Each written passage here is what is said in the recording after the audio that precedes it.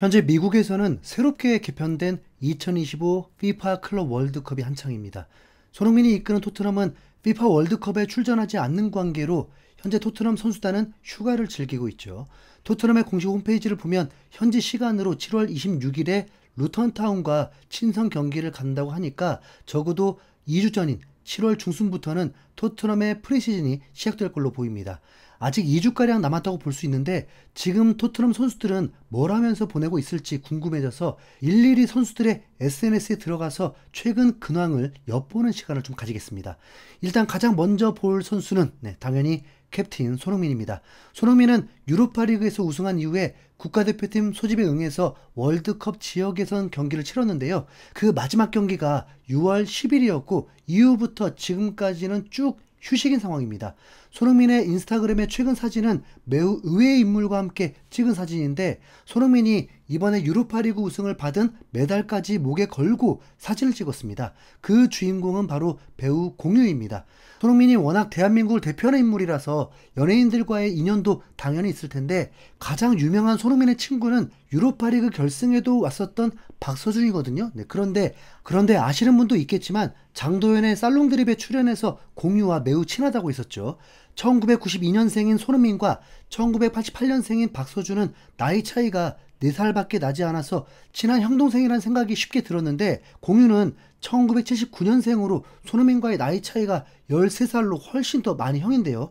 손흥민이 유로파리그를 우승한 뒤에 메달을 목에 걸고 엄청 사진을 많이 찍으면서 애지중지하는 모습을 보여줬습니다. 그런 메달을 목에 걸 수 있게 해준 걸 보면 한참 형인 공유와도 친분이 예사롭지 않다는 걸 알 수 있죠. 예전에 공유가 유튜브 예능에 나와서 손흥민과 친해진 계기를 말해준 적이 있는데 두 사람의 스타일리스트가 같다고 합니다. 이후에 공유가 추천하면서 그 살롱 드립에 그 손흥민이 나중에 출연하기도 했고요. 공유가 2023년에 출연했던 방송에서 손흥민과 친분이 꽤 오래됐다고 했으니까 적어도 2010년대 후반부터는 두 사람의 인연이 시작됐다고 보이네요.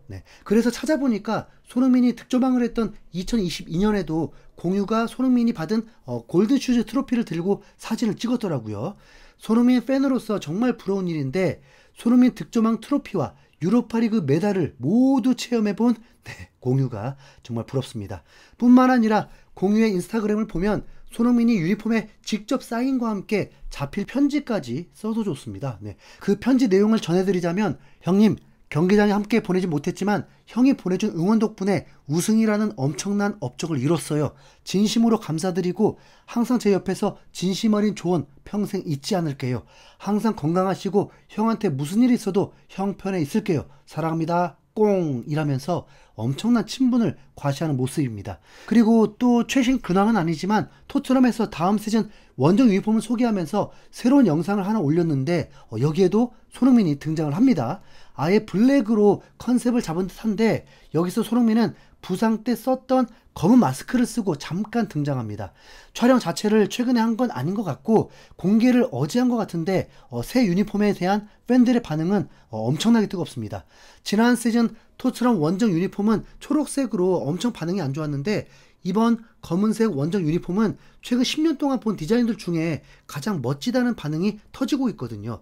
한 팬은 마스크를 쓰고 검은 유니폼을 입은 손흥민이 마치 배트맨 같다고 하면서 반드시 갖고 싶은 유니폼이라고 했죠. 다음은 프랭크 감독의 영상에 깜짝 등장했던 부주장 메디슨의 소식입니다. 메디슨은 아시다시피 부상으로 인해서 대표팀에도 들어가지 못하고 토트넘에서 재활 훈련을 하고 있는데요. 6월 중순에는 아내 생일을 맞아서 가족들이 함께 여행을 간 걸로 보입니다. 바닷가에서 가족들과 함께 행복하게 보이는 영상을 SNS에 공개했습니다. 보니까 메디슨은 이미 자녀가 3명인데 아내는 또 임신을 하고 있더라고요. 토트넘 팬들은 메디슨이 휴가 중에 수영장에서 토트넘의 레트로 유니폼을 입고 사진을 찍은 것에 주목했습니다. 휴가를 가서도 토트넘 사랑을 표현했다면서 진정한 부주장이라는 댓글이 많았죠. 뿐만 아니라 가족 여행이 끝난 뒤에는 또 부지런하게 재활 훈련을 받았는데 그 영상에서도 토트넘의 옛날 유니폼을 입고 여전한 팀 사랑을 뽐냈습니다. 꽤나 강도 높은 훈련을 하는 메디슨을 보고 토트넘 팬들은 감탄하기도 했는데 이거 재활 운동이라고 하지 않았어? 내가 평소에 하는 운동보다 훨씬 강도가 센 것 같은데 이게 프로 운동선수와의 격차인가? 우리 같은 일반인들과 프로 축구 선수들을 비교하면 안 된다. 저런 균형 감각과 힘이 우리에겐 없다. 휴가지에서나 체육관에서나 메디슨은 항상 토트넘 유니폼을 입고 있네. 토트넘 사랑이 아주 대단하다라면서 긍정적인 반응을 보였습니다.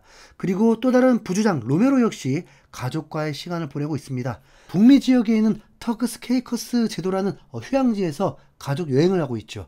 아내와 아들 그리고 최근에 낳은 딸과 행복한 시간을 보내고 있는데 최근 딸이 세례를 받는 사진도 올렸네요. 네, 로메로는 아르헨티나 국적인데 남미 국가들은 카톨릭이 많거든요. 네, 그래서 딸도 어릴 때 세례를 받았나 봅니다.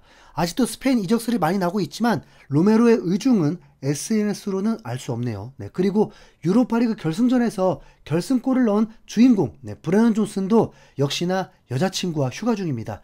존슨은 바베이도스라는 휴양지에서 여자친구와 좋은 시간을 보내고 있는데요. 수산시장에도 방문한 것 같습니다. 좋은 곳에서 먹고 마시면서 충분히 휴식을 하는 건 좋은데 취미가 스케이트보드를 타는 건지 스케이트보드를 사고 타는 장면이 SNS에서 발견됐습니다. 축구선수의 운동신경은 뭐 대단하겠지만 혹시라도 스케이트보드를 타다가 다치면 진짜 또 큰 손해가 생길 수 있으니까 조심하길 바랄 뿐입니다. 그리고 사실상 한 골을 넣은 것과 다름없이 헤더골을 멋진 발차기로 막은 반더벤도 휴가를 즐기고 있다고 하는데요. 이건 반더벤의 SNS가 아니라 토트넘의 팬이 올린 소식입니다. 한때 가장 핫한 휴가지였던 스페인의 이비자에서 반더벤을 보고 토트넘 팬이 먼저 사진을 찍자고 했다는데요. 이 팬은 반더벤과 찍은 사진을 올리면서 어제 이비자에서 미키 반더벤을 만났다. 유로파 우승을 이끈 반더벤에게 토트넘 팬들을 대표해 술 몇 잔을 사주고 감사를 표했다라면서 반더벤과의 만남을 공개한 겁니다.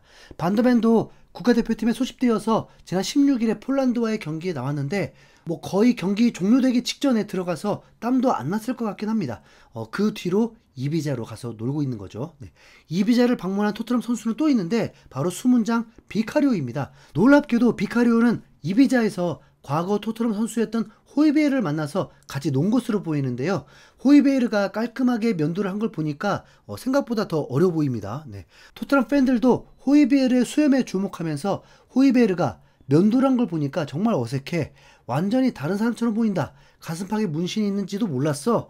토트넘 선수들이 전 동료들과도 사이좋게 지내는 걸 보면 왠지 모르게 마음이 흐뭇해진다. 비카리오가 사람을 잘 챙기나 봐. 반더벤도 이비자에 갔던데 함께 만났을까? 호이베르가 토트넘을 떠난 지 1년밖에 안 된 것 같은데 너무나 다르게 보인다 등등 오랜만에 보는 호이베르 모습에 반가움을 표하는 팬들도 많았죠. 오랜만에 보는 호이베르 모습에 반가움을 표하는 팬들도 많았죠. 그리고 히샬리송은 육아에 전념하고 있네요. 네. 포로도 휴가 중인데 지난 시즌에 골을 넣고 공을 뱃속에 넣었던 이유가 있었습니다. 그 아내가 임신 중이네요. 네, 이미 딸이 있었군요. 네, 솔랑케는 시즌 마치고 결혼을 했습니다. 결혼한 사진을 SNS에 올렸고 동료들도 축하한다는 메시지를 남겼는데 우선 손흥민 메시지는 없었습니다. 네, 살짝 신경 쓰이는데 기분 탓이겠죠. 네, 이 외에도 많은 선수들이 아마 우승 후에 달콤한 휴가를 맛보고 있을 텐데 프리시즌 상대들부터 만만치 않습니다. 루턴 타운전은 그냥 몸풀기라고 보면 되고 그 이후에 홍콩에서 최대 라이벌 아스날, 한국에서는 뉴캐슬과 경기가 있거든요. 그리고 미넨으로 원정을 가서 친선 경기, 또 챔스 우승팀인 PSG와 슈퍼컵을 놓고 경기를 치르게 됩니다. 그때까지 선수들이 안 다치고 건강하게 잘 복귀하기를 바랄 뿐입니다. 기왕이면 비싸고 좋은 선수들 잘 영입해서 팀이 더 강력해지면 좋겠습니다. 이상 흰수염고래였습니다. 감사합니다.